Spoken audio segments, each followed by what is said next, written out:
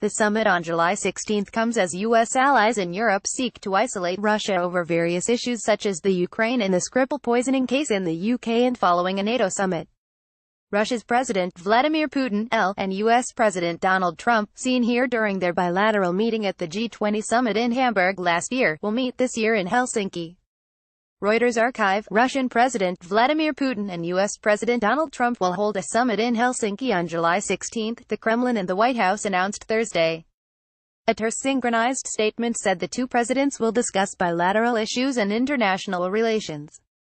The announcement comes a day after Trump's national security advisor John Bolton held talks with Russian officials in Moscow to lay the groundwork for the summit. "I've said it from day one, getting along with Russia and with China and with everybody is a very good thing," Trump said on Wednesday.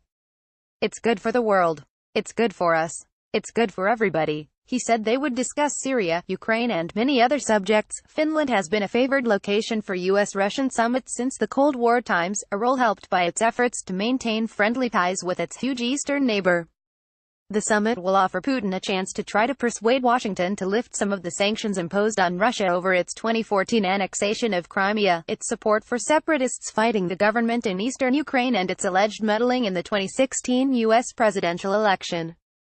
During Wednesday's meeting with Bolton, Putin argued that U.S.-Russian relations were at a low point because of American political infighting and expressed a desire to restore full-fledged relations based on equality and mutual respect. Twice before, Putin had two brief meetings with Trump on the sidelines of international summits last year, but plans for a full-fledged summit had been delayed amid the U.S. investigations into alleged collusion between Trump's campaign and Russia, a probe that Trump has dismissed as a witch hunt. Ahead of the announcement, Trump repeated Russian denials of election interference, tweeting, "Russia continues to say they had nothing to do with meddling in our election." Trump has continually parroted the Kremlin's denial of election interference, a move that has put him out of step with the findings of the U.S. intelligence community and nearly all Democrats and Republicans in Congress, who say there's clear evidence of Russian efforts to influence the 2016 U.S. presidential campaign.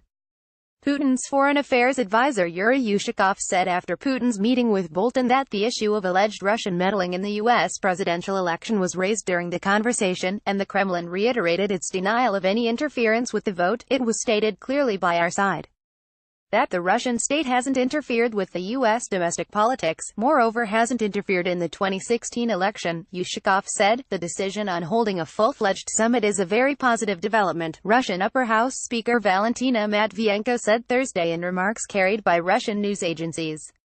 "We hope it will play a very important role in helping begin the normalization of Russia-U.S. ties." Russian Foreign Minister Sergei Lavrov is likely to meet with Secretary of State Mike Pompeo within the next 2 weeks as part of efforts to set the stage for the summit, according to Lavrov's deputy, Sergei Ryabkov.